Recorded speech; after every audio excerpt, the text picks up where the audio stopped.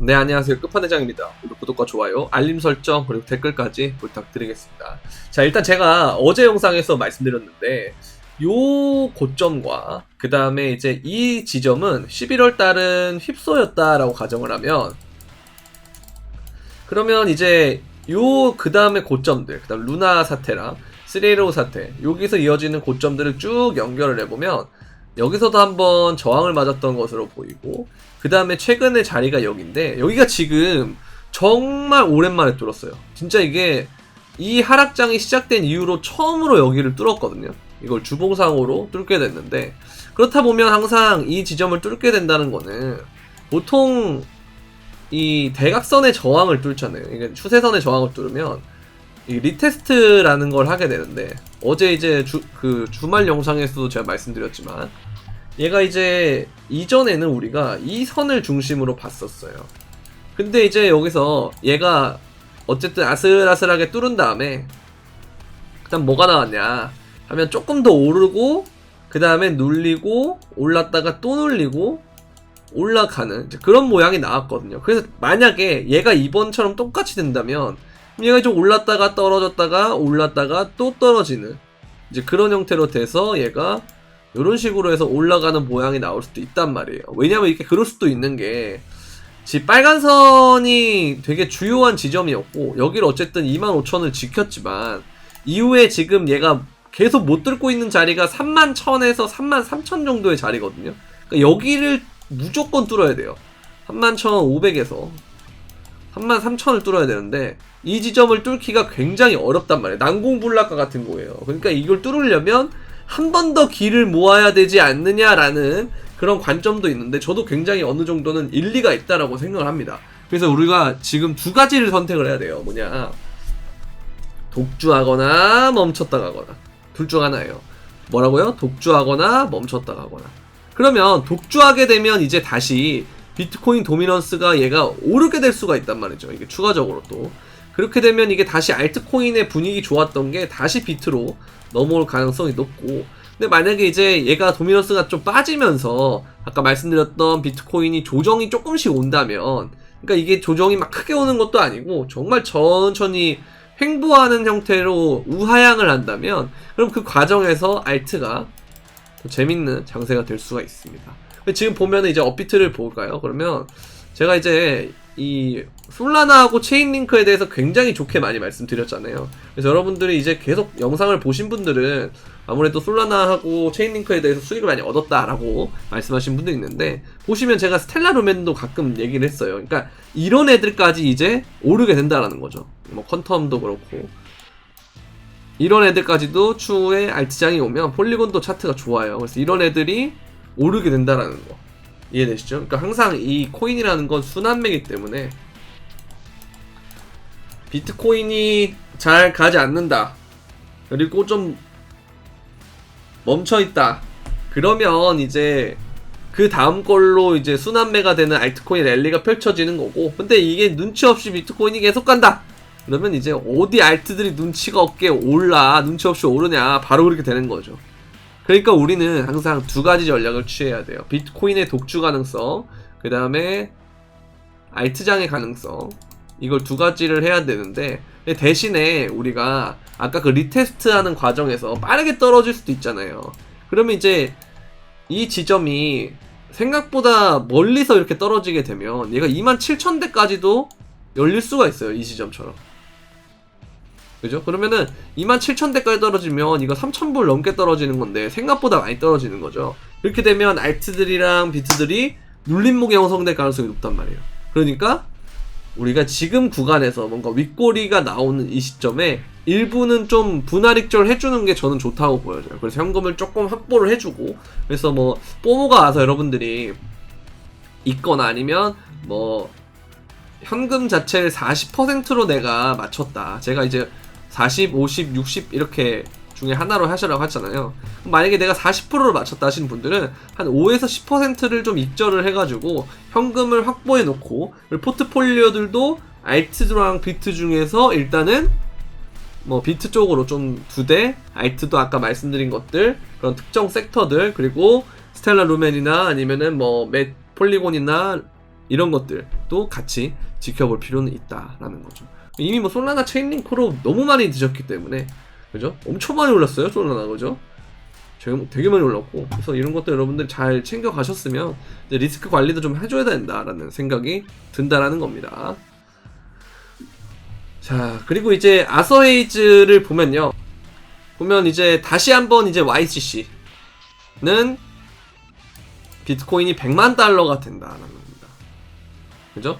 그래서 이게 이제 그 아서헤이즈가 얘기하는 부분인데, 어쨌든 뭐 전쟁으로 인해서 미국의 재무부가 비트코인에 대해 논의하는 흥미로운 에세이를 찾아봐라 이러는데, 그러면 옛날부터 내가 말했던 이 YCC와 비슷한 형태가 돼서 비트코인이 올라가는 시나리오가 될 거다 이거예요. 그래서 비트코인 많이 올라갈 거야 이런 얘기를 하는 건데, 그러면 사실 이 저항대가 의미가 없게 될 수도 있어요. 이런 식으로 쭉 갈 수도 있어요. 근데 어쨌든 제가 말씀드리는 건 35,000에서 31,500에서 33,000대 이 구간을 좀 강하게 뚫어주면 좋습니다. 그러면 정말 1A로 갈 수가 있어요. 여기가 한 45,000에서 5만 정도 되거든요. 여기 지점을 정말 빠르게 갈 수도 있어요. 그래서 그렇게 될 수도 있지만 어쨌든 이 상태로만 봐서는 조금 눌릴 가능성이 있기 때문에, 눌리는 과정에서 살짝 우리를 겁을 줬다가, 왜냐면 원래 월요일은 겁 주는 날이거든요. 근데 오늘은 일요일도 그렇고 월요일도 그렇고 겁을 안 줬어요. 그럼 뭐 이제 화요일이나 수요일에 한번 겁 준다던가 뭐 이럴 수도 있기 때문에 일단은 좀 조심은 하되, 제가 항상 말씀드렸잖아요. 이 현금 100%는 절대 하지 말아라. 이거는 만약에 이거 1A로 가면 그때부터 여러분들이 매매가 안 돼요. 애초부터 못 잡아요. 이런 데서는. 만약에 잡죠? 잡으면 중간에 얘가 장대 양봉이 쏜 것 같지만 이걸 1시간 봉으로 보면, 뭐 1시간 봉이나 아니면은 뭐 4시간 봉이나 이런 걸로 보면 브레이크 거는 구간이 분명히 있단 말이죠. 이런 이 개미 터는 구간들이 있는데, 이게 주봉으로 보니까 꽉 찬 양봉으로 보이는 거예요. 근데 이 구간을 여러분들이 절대 못 버팁니다. 뽀모가 오면. 그래서 항상 기준을 잡고 가야 되기 때문에 여러분들의 제가 말씀드린 기준은 항상 현금 비중을 일정 유지하면서 나머지 돈으로 좀 투자를 해라, 이렇게 말씀을 드리는 겁니다. 자, 그리고 여기 나와 있죠. 뭐 베어 하락무새들은 큰 어려움에 처해 있다. 그래서 25,000달러 이하로 떨어지지 않을 거다. 그러면서 얘가 RSI를 돌파하니까, 브레이크아웃 하니까 이제는 올라갈 가능성이 높다. 뭐 이런 얘기를 하는 건데요. 얘가 이제 또 다른 뷰를 보니까 비슷해요. 한 45,000에서 5만 정도 갔다가 한번 쭉 올라갔다 팍 떨어졌다가 다시 이렇게 가는 이제 그 과정들, 이런 것들이 좀 중요할 것이다 라고 얘기를 하는 거고요. 자, 그리고 이제 보면 알트코인이 이 도미넌스예요. 이 마켓캡의 아더스 도미넌스인데, 이게 알트코인들의 도미넌스, 비트코인을 제외한 알트코인들의 도미넌스인데, 그러니까 이제 알트장이 올 때는 당연히 지분율이 높겠죠. 비트코인들보다 더 많이 오르니까.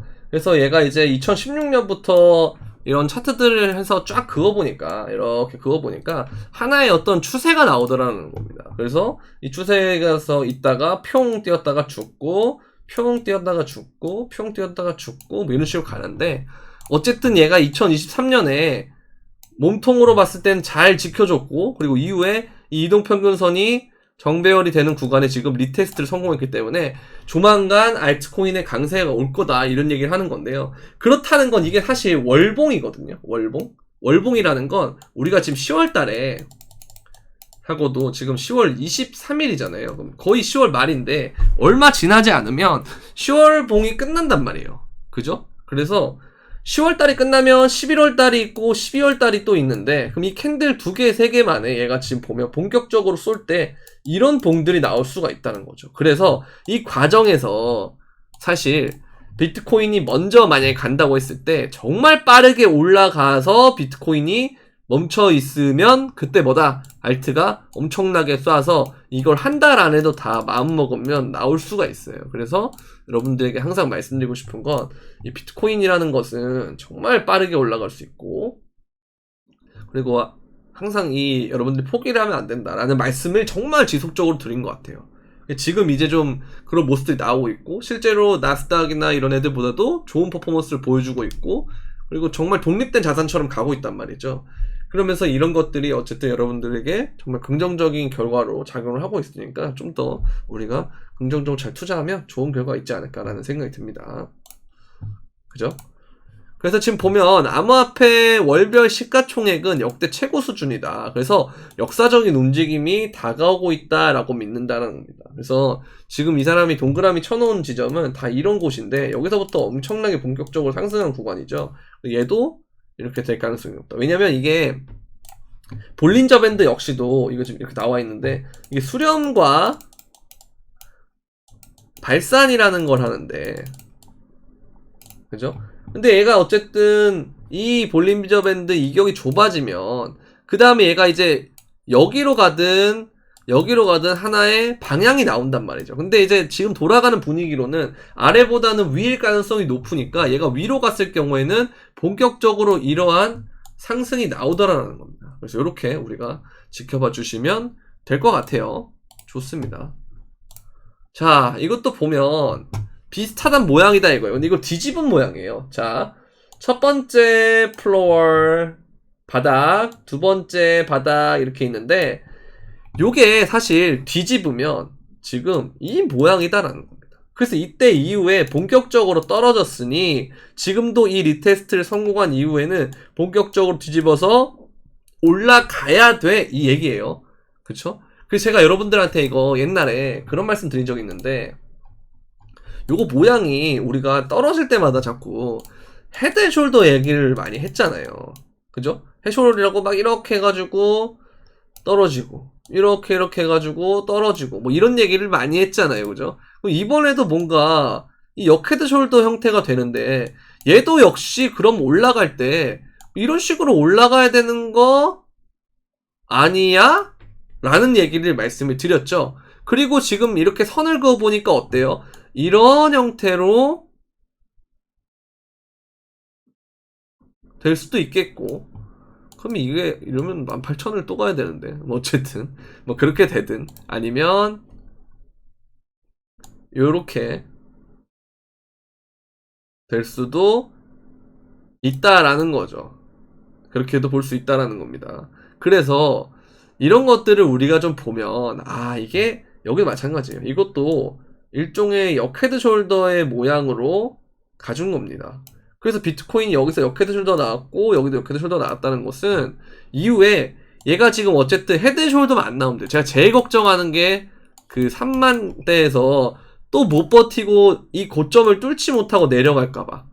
여기 고점 있죠? 여기 31,800 여기는 뚫어줘야 돼요. 그래서 제가 31,500이랑 너무 넓게 봐서 33,000 여기까지를 제가 뚫어줘야 한다는 얘기가 그런 얘기예요. 그걸 뚫지 못하면 또 뭐 어정쩡하게 이렇게 또 헤드숄더 패턴이 나올 수도 있거든요. 이런 건 좀 안 나왔으면 좋겠어서 일단 이거 뚫어주는 게 좋다. 그래서 마지막 남은 게 그거예요. 31,500과 33,000을 뚫는 거. 그 매물대를 뚫어주는 거. 그게 마지막 고비입니다. 근데 거의 다 왔어요. 지금 진짜 8분 응선까지 왔거든요. 이렇게 이제 보시면 여기도 이런 거니까 거의 다 왔어요. 이걸 뚫는다는 게 굉장히 의미 있는 건데 진짜 잘 뚫었단 말이에요. 그래서 여러분들 조금만 더 버티면 됩니다. 사실 버티는 개념도 아니에요 이제는. 왜냐면 내 눈앞에 올라가는 게 보이면 이건 버티는 게 아니고 그냥 기분이 좋은 거죠. 그죠? 그래서 조금만 더 여러분들 시간을 지나면 될 거니까요. 아직 코인에 사람들 절대 안 들어옵니다. 아시겠죠? 아직까지는 들어오지 않아요. 그래서 이런 것들을 여러분들이 어떻게 판단할 수 있냐면 또 이렇게 지표를 제가 알려드릴게요. 코인 칩니다. 코인 보면은 코인베이스 나스닥 상장한 거 있죠? 자 보시면 얘네를 뭘로 비교하시면 되냐면 빅테크 애들 있어요. 빅테크나 뭐 이런 애들 있잖아요. 빅테크에서 유명한 게 뭐 엔비디아 같은 거, 엔비디아 같은 거 하나 넣고 이런 거 있죠? 하나 넣어주고 이렇게 해서 넣어주시면 얘가 지금 로그로 해서 한번 볼게요. 이렇게 보면 지금 이 친구가 떨어질 때는 같이 떨어졌지만 반등할 때 얘는 제대로 반등하지 못했어요. 왜? 코인이 나스닥이랑 뭔가 따로 갔기 때문에. 근데 얘는 기술주 중에서도 가장 잘 갔던 놈이고 근데 최근에는 조금 주춤주춤 하잖아요.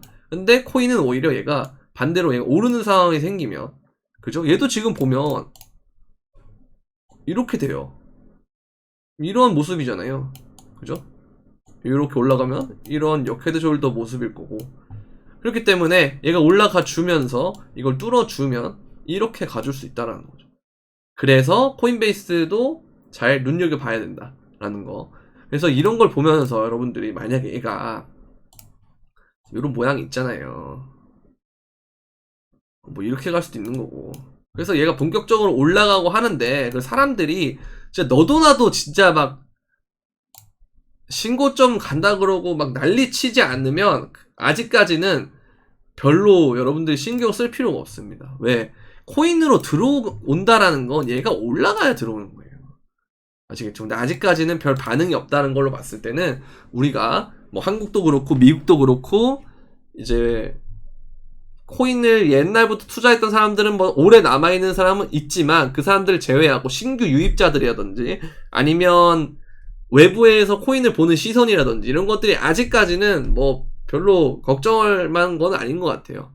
그래서 요렇게 생각해 볼 수 있다. 다만 우리가 뭐 단기적인 조정이나 이런 것들은 충분히 올 수 있기 때문에 이런 것들 항상 조심하는 게 맞는데, 제가 말씀드린 건 어떤 사이클 상황에서의 과열이라든가 이런 건 아직 아닌 것 같다라는 말씀을 드립니다.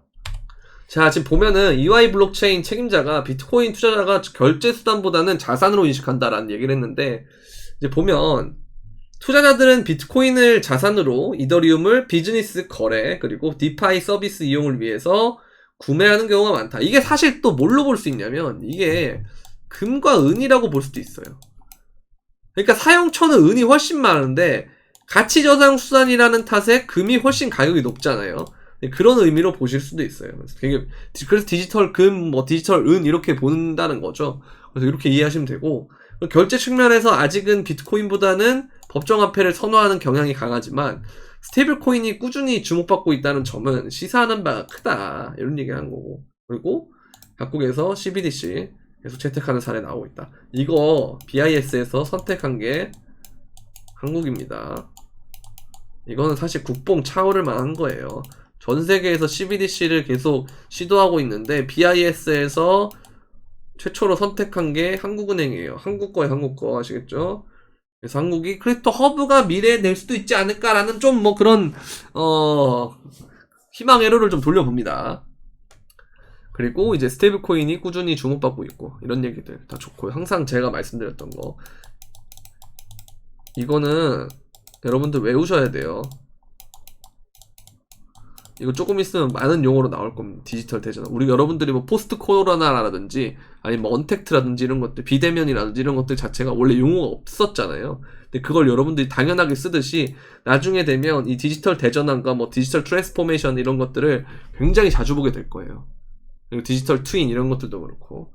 그래서 이런 것들은 되게 용어를 좀 알아놓으시면 좋다라는 거, 그렇게 보면 되겠고요. 여러분들 이제 매매 하시다가 혹시나 이제 좀 어렵다, 매매 이거 타점도 못 잡겠다 하시는 분들은 멤버십에 도움을 받으면 되는데, 멤버십을 보면 체인링크도 제가 이렇게 타겟을 드렸고, 그 다음에 이제 뭐 아이콘, 솔라나 마찬가지로 쭉쭉쭉 타겟을 줬습니다. 그래서 이런 식으로 뭐 카이버가 선전을 났지만 이전의 코인들 펀덱스도 그렇고 좀 낮지만 뭐 다 볼리메시, 피르마, 스레스홀드, 뭐 메디블록 뭐 이런 기타 등등, 비트코인 캐시도 마찬가지고요. 제로엑스도 다 타겟을 갖고, 이런 것처럼 여러분들이 뭔가 혼자 매매하기 힘들고 어디서 사야 되고 어디서 팔아야 될지 모른다 하시는 분들은 멤버십에 가입을 하면 되는데, 멤버십은 업비트에 있는 코인들 중심으로 매매를 하고요. 구독 버튼 옆에 있는 가입 버튼을 통해서 가입 신청을 해주시면 되겠습니다. 자, 그리고 선물도 마찬가지예요. 선물도 제가 계속 롱을 하다가 어제 이제 잠깐 빠졌을 때 있죠. 그때 제가 해칭숏도 했는데 이때도 타겟을 갖고, 그 다음에 이제 다시 올라가는 상황에서는 이 롱을 계속 들고 있어야 될 것 같아서 롱 홀딩 하시는 분들 중에 4시간 번 하락 다이브에서 걸렸기 때문에 숏을 해칭해 보실 분들만 해서 이렇게 해칭숏도 내고 이렇게 하고 있어요. 그래서 선물도 여러분들이 타겟에 대해서 굉장히 궁금하고 좀 어렵다라고 느끼시는 분들은 이 선물방에 도움을 받으시면 되는데, 선물방 가입 신청 링크, 영상 설명란에 있는 가입 신청 링크를 통해서 가입을 하시면 된다라는 겁니다. 그래서 여러분들 이렇게 많이 이용해 주시면 감사하겠고, 도움이 되셨다면 구독과 좋아요, 알림 설정 그리고 댓글까지 부탁드리면서, 그럼